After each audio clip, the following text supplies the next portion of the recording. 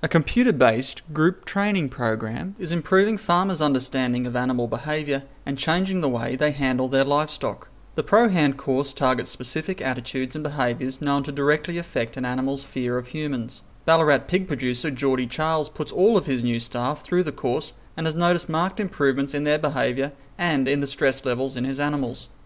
It teaches a theory of just the science behind pigs and their behaviour and their characteristics, and then just how our attitudes and our positive and negative attitudes can affect those pigs. Prohand was developed by Australian Pork Limited and Monash University, the University of Melbourne and the Victorian Department of Primary Industries through its Animal Welfare Science Centre.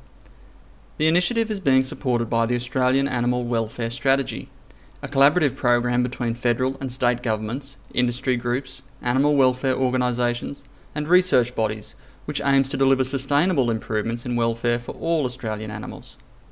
Jeremy Skuse from the Animal Welfare Science Centre in Melbourne says the course has been designed using cognitive behavioural therapy. The technique that is used to stop people smoking, where you give them the background and you give them the scientific reasons about why smoking is such an awful thing to do, and build up the case for them to change their attitudes and hence modify their behaviour. The Prohand course identifies appropriate and inappropriate behaviours of stock people towards farm animals and how to recognise their fear responses. Well, the key phrase for Prohand is to maximise your positives and minimise your negatives.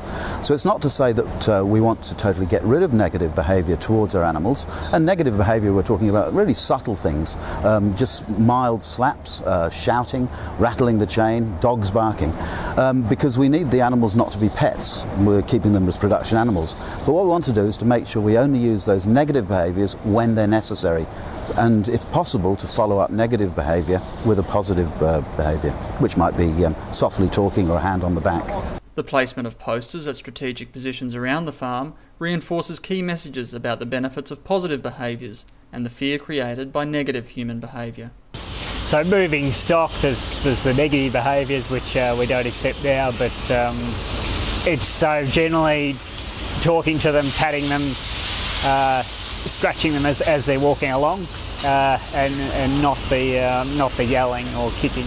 They can see where the pig's coming from, and they can relate to well, if I'm nasty to that pig or person, I'll get that back. So it's twofold.